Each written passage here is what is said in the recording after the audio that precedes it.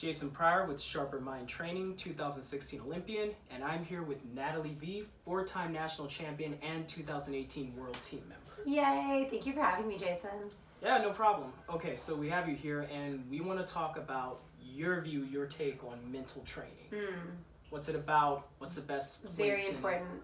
Yeah, I think mental training is one of those things that we don't do enough of in fencing, and even sports in general. We focus a lot on the body. We focus a lot on what's on the outside and how we're movement, and we focus a lot on who we are kinetically, but who we are mentally and even emotionally really fuels everything else. That's the seed of where everything comes from.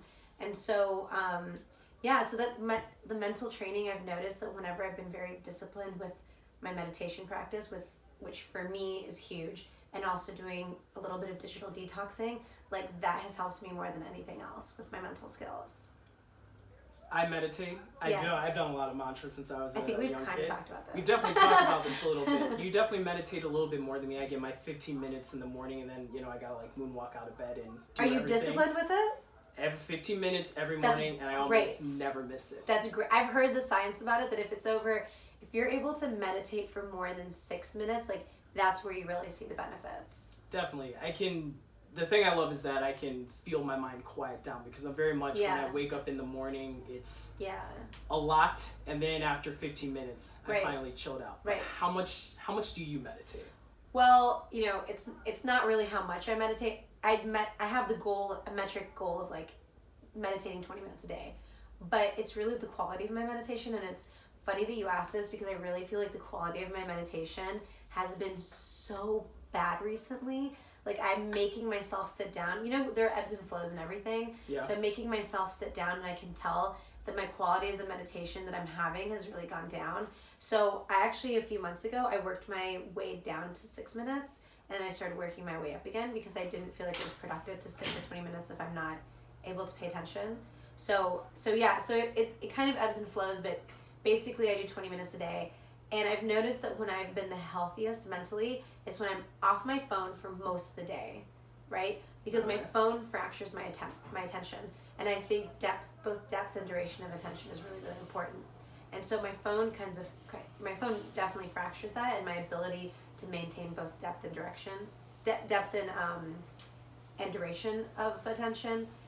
So when I'm in a space where I'm doing something physical, I'm working physically with my hands, or I'm learning, but I'm off my phone during the day, that really helps. And then part of what I do as a meditation practice, as an active meditation practice, is I treat my fencing practice as an active meditation. So my passive meditation would be doing a seated meditation, but my fencing practice would be my active meditation, where I'm really engaged on what's happening, and I'm watching my mind. And if my mind goes off to something else, if I'm thinking about my results, if I'm thinking about how badly I'm fencing or how well I'm fencing, because it can go both ways, that's how I know I'm not paying attention to the bout. And so I take what I'm learning in a seated meditation practice, and I apply it to my fencing practice. And then the day that I fence, it's I've already practiced this. It's almost nothing to it. For me, the day that I fence is me having fun. Does that make sense? It makes sense. I don't think about fencing the day I'm fencing. I mean, I'm a little bit different. And I'm very much with you about getting rid of the phone during practice, because that is something that triggers me. I have texts going off, things like that. It's on airplane mode, and I do not look at text. I don't look at anything until practice is done. When I practice, I'm there. And very much in the bout, I want to be present and just there too. That's what it is. It's about being present. That it's so simple. It's not hard. We make it really hard. We have to meditate this way, and you think about something, and then you don't think about something else, and it's just too complicated. Really, you just want to be present, and you want to be embodied.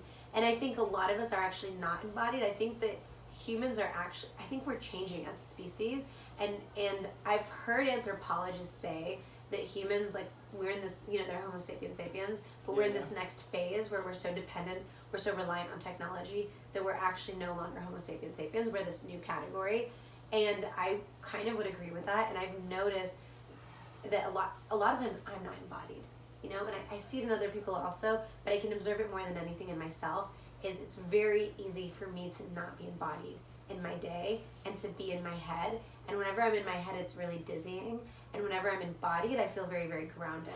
And so And using technology is actually part of that, you know, to having these images playing in our minds. And so that's something that I've discovered, and something that's really important to me is being embodied and being in my physical body, feeling the wind on my skin, looking at someone, staring at them in the eyes, like feeling the person's presence, fencing with someone, feeling the movements. Like when I had 2 major injuries this year, and what I missed more than anything else was the movement. I missed the movement of fencing, you know, the backwards and forwards. Definitely. Something you said that like hits me is the feeling, tactile feeling. Yeah. I know that that's where I get out of the bout is when the thoughts in my mind are not how amazing getting that bop and seeing that light go off. When I'm not thinking about the feeling of the blade moving through the air and how my feet feel on the ground and the engagement of my hips, and like when you're cutting through the moments, when my mind's off of that, I know I'm messing up. Like the bout, it's not going well. I might be getting touches, but you know when you're there, it's so effortless. Yeah, it's so effortless. You've noticed that too. Yeah. It's so effortless. It's crazy. Like I basically done really well in tournaments, and at the end of the day, I'm like, I didn't feel like I worked that hard. Like there are tournaments where I lose really early on, and I feel like the amount of emotional, like I've gone through so many emotions, and I'm exhausted. Yeah, it's like getting together and breaking up with someone like 17 times in a single day. like that. That's like a competition. But when it all comes together, I feel like is the hallmark of whether you're able to push yourself a little bit further. Wow. And I think meditation really helps with that. Because I remember when I was younger, it's like, I would have a good day of fencing, like a good tournament, once a year. And as I got older, you know, someone said, you know, like, you can create flow state. You can, like, orchestrate these things so that, like, you fence better. That's not, like, a mystical thing that, like, fencing God bestows on you one day out of the year. Like, you can do this. Like, you know, it's like your mind. It's your body. Like, this is not magic. And then, you know, mantras, meditations and whatnot, I learned that you can control that. You can, like, make yourself more able to kind of, like, flow in that moment where it all works. For me, competing and, like, setting that up, like, meditation is a huge part to getting there. Do you do anything different meditating on tournament day? Because I do. I don't know if you do. Or is it, like, the same Natalie Vie, like, formula, like, every day of the week? Yeah, so I'm you know how some people need to get, like, hyped up? I'm always hyped up. So I don't need to hype myself any more than I am already. Like, I already get nervous. I don't need to hype myself up. If anything, I need to come down. So what's funny is, like, the days that I fence really well, and my sister noticed this also, the days that I wake up and I'm like, I kind of don't feel like fencing today, but I guess I'll go in and, like, you know, I guess this is my job. I have to do it. I mean, it's world champion. I guess I fence. Like, I came to China. U.S. Nationals, it's World Championships, I'm at a World Cup. I came all this way. I'll do it. Those are my good days because I'm not focused on the results. It's like in Zen, there's this analogy about trying to catch a fish, and when you try to squeeze too tightly, it falls out of your hand. I am the person that squeezed too tightly.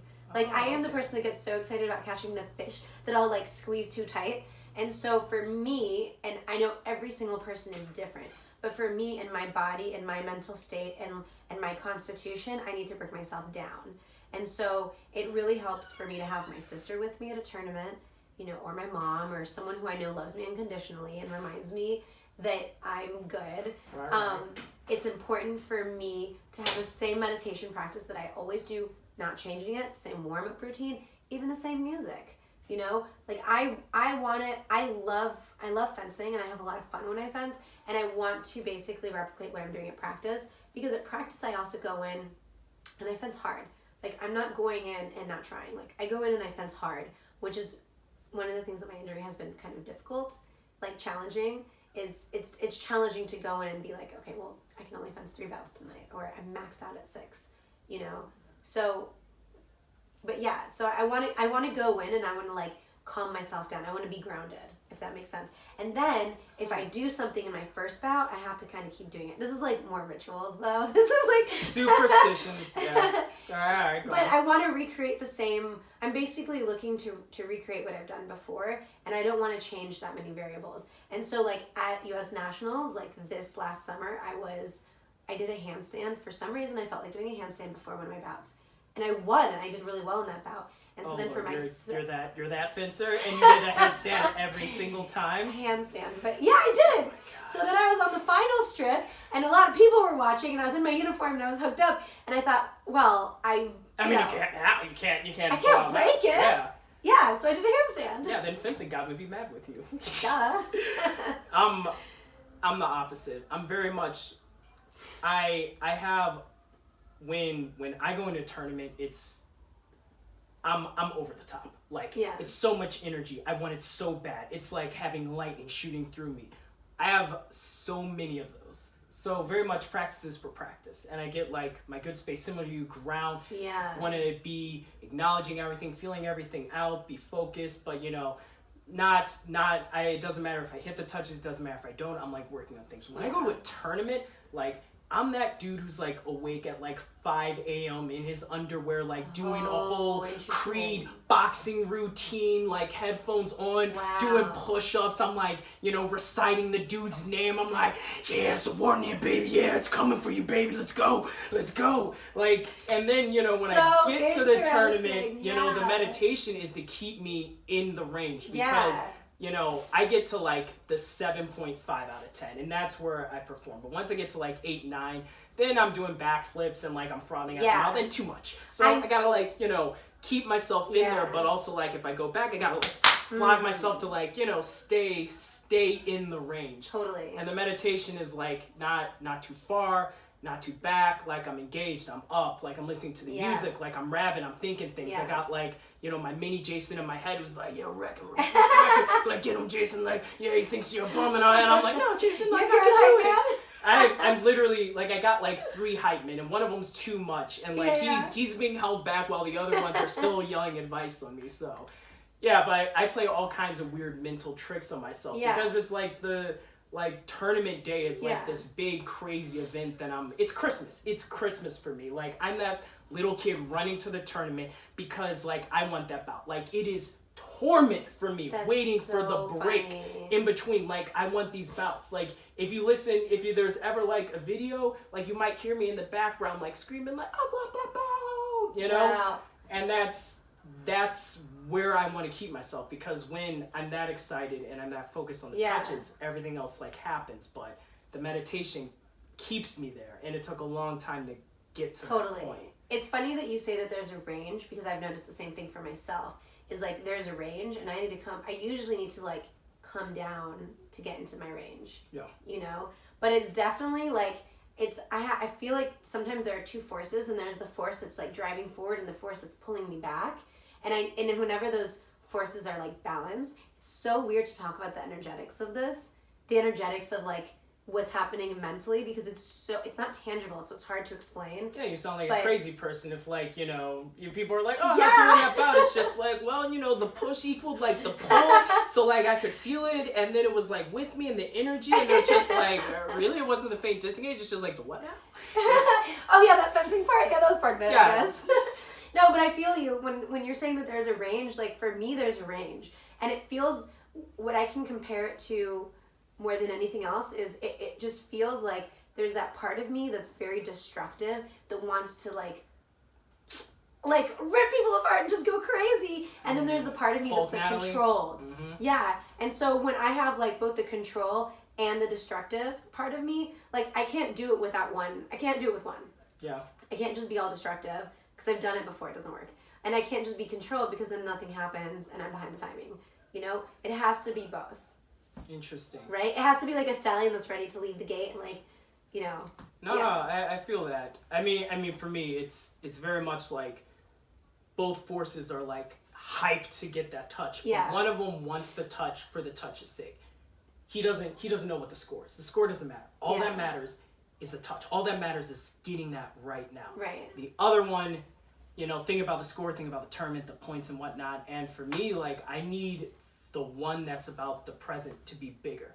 Like if they were water balloons in my mind, the balloon that's all about the moment has to fill up every space in my head, so that there's almost nothing left of the other thing. Wow. And I know it's like if I'm thinking about points, anything like that, I fence terrible. Totally, yes. Terrible. Cannot think about results. I haven't looked at a points list since I was like 19. Not really. Like I've scanned it, be like, oh, I made that team. Okay, great, and won't scan it for another year. But like looking at points, I haven't done that since I was a teenager. Yeah. Because it's screwed with my head. Yeah, it screws with your head. I remember I was at a tournament, like, last season. I was at a NAC, and I think it was Bucky and Nicole were talking. And they go, so what round are you in? I'm like, I don't know. They're like, who are you fencing? I'm like, I don't want to know. Like, and they're like, really? And I'm like, yeah, in my head, I just know I have to fence. I have to beat everyone. If I'm going to win, I have to beat everyone. True. And I remember Bucky saying, like, that's good. That's probably, like, the right way to think. I'm never that good. I always know what round I'm in. I rarely know who like I have like next. Very much it's like, okay, I got the bout, and you know I've seen people around. I'm like, you know, I usually like pick out like the like biggest nastiest bout, and I'm like, yeah, baby, like it's gonna be me and you in the 6-4, and then it's like, actually, Jason, it's you and them in like the 8. You got a lot. And I'm like, nah, like I think it's me and Justin, you in the 128, baby. Like that's what this is. They're like, yeah, not even remotely, and that's like how I keep myself engaged by not looking. I create the most exciting, which for most people might be the worst situation, but the most exciting situation is always the next bout. It's always this bout. Yeah. And so as soon as I get that bonus, like you got the win, well now you got like it all fell apart. Like you have like the championship bout next. Like you got to fight that one. And then when it's like it's someone else, and then it's just like, oh well, you know, whatever. Like this is it. You like me and them. But so Aladar talks about that too. He talks about wishing for the hardest bout. Like you should wish for the hardest bout. You should hope for the hardest bout. That's the only way to live. When I was again, when I used to look at the points list, it was always this game of like, well, if like I got the perfect draw of these people who I know I can beat, who I feel safe that I can beat, and I somehow avoid these people who I definitely will lose, and playing this like mental game, like it's just like looking back, I truly did not believe that I could win those bouts, and that's why I needed to play that game with myself. Yeah. But when it flips around, and then when you're equipped with the ability to say like it doesn't matter, or you know, if this person is better than me, then let's do it. Like I didn't come here to like headbutt the powder puffs. Like I came here to see how it would go out. So you know, if I'm coming up against someone who will beat me, like, well, so be it. But you know, like they're gonna have to like freaking drag this bout out of my dead corpse on this strip.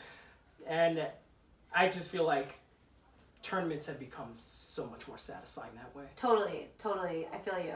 I mean, I think we have different approaches, but it's basically kind of something similar. It's like there's a range, there's like that feeling that you have to feel, and whether you have to pump yourself up to get into that range or like come down, like there is this space. There's a space you want to like be in. And I think the first step is realizing or being aware that there is one. Because again, when I was younger, it's just like, you know, it's just like shoot from the hip, like go out, fence bouts, like win, lose. It's just like, why'd you win? It's just, I don't know. It's just like, why'd you lose? It's just like, I also don't know. It's just like, it's magic. I don't know. And then it's just like, I mean, Epee is a little bit like that. Sometimes you're like, I don't know, I was fencing really well today. It's not like there's win and losses, but you can navigate like where you feel like you're fencing, and eventually, like, you know, I started having coaches at the Ohio State University, and they started being like, you win more bouts when like you're kind of when you're kind of more here. It's just like, you're like, you lose when like I see what you do beforehand, like. You think that maybe there's a difference here? And of course, like, I was like 17, I was just like, I don't know, Sasha, like, maybe. And then, by the time I left, it was like, okay, I'm getting a better feel for what I need for my victory condition. I remember a long time ago, someone told me to remember how it feels when I win. Yes. You know that, right? Yes. And then pull from that same feeling. And I feel like I can do that. And there have been times where I literally have forgotten how I haven't won in a while. Like, you get through those like slumps where you're like, I haven't won in a while. What is it like to feel? Such as Epee. And exactly. And then as soon as you win again, then you have to think, oh, okay, I need to remember what this feeling is. And then it's weird. You can go back and pull that feeling back in. Yeah. You can pull on that feeling and recreate it, and and then be in the feeling. I mean, your emotions are tools. They're not something that needs to drag you around in a competition, particularly. Yeah. And like what you feel, like I remember, this was the year I made my first world championship team, and like the year before I had finished 5th, so I knew if I do everything right, probably make this world championship team. No problem. Walk into the first knack, losing the 128. Second knack, losing the 64. Wow. So suddenly going into the third knack, it was like, not only am I definitely probably not going to make this team and probably not be able to travel to all the World Cups. They started in January at that point. Yeah. It's just like, I might not even be able to fence national championships this year. And I started working with the sports psych, and she said like, well, what was it like the days that you fenced really well? Do you have them? And I'm like, yeah, I guess. And she said, well, what was going on in your head? What'd you feel? And those were the days when I forgot about everything else. Yeah. NCAA's the day when like the bouts didn't matter. The days when the points and everything else were the furthest thing from my mind. I was furthest thing. Yes. And I realized like when I had fun, I won. And what that fun looked like for me was that mental space. Totally, yeah. And that was a goal I had that day. Yeah. And I won my first nap that day. I want to have making fun too. The team. Yes, exactly. I want to have fun too. Hey. Literally, it's like for me when I go to a tournament, it's like that's when I don't have to think about training. I don't have to think about working hard. I don't have to think about specific actions. Like I literally can do what I feel like I'm like meant to do. I can just fence. You know, that's the day I can really fence. The other days, you know, my coach might be telling me you have to work on this and I have to think about, you know, fleshing X amount of times and I have to get in my bouts and I have to work on things. But literally the day that I fence, the day that I compete is when I can just have fun. You know, I could just fence. It's hard to explain, but it's different. No, I feel you. Practice is practice. Practice is training. Yeah. It's just like competition. And I feel this is what kills me. When I was younger and I've done a lot of camps, I talked to a lot of kids, and there's like dread and anxiety to tournament day. Like I just want tournament to not suck that bad. Yeah. Like I just want to match this result so I don't disappoint myself and my parents, my coaches and whatnot. Yeah. And it's, you know, I felt that way. Like tournaments weren't fun. They were like a new opportunity to prove to myself how I wasn't good enough in the sport. Huh.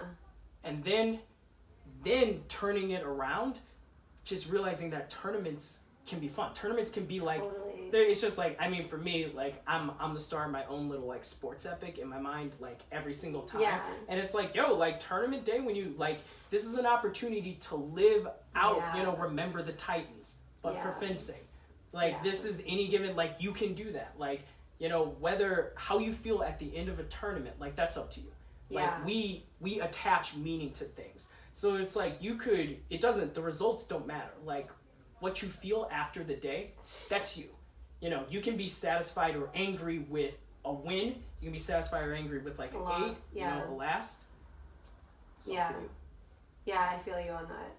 All right, last thoughts, because we're getting the wrap it up box. Yeah.